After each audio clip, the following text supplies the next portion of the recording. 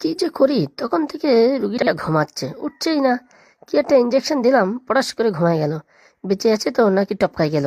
Idea, নতুন একটা injection আনছে মার্কেটে, সেই ইঞ্জেকশনটা দিয়ে দেখি কি হয়।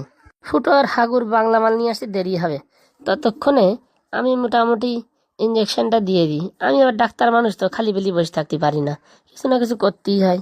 দেখি একটা নতুন ইঞ্জেকশন আছে, মেরে দিই কি হয়।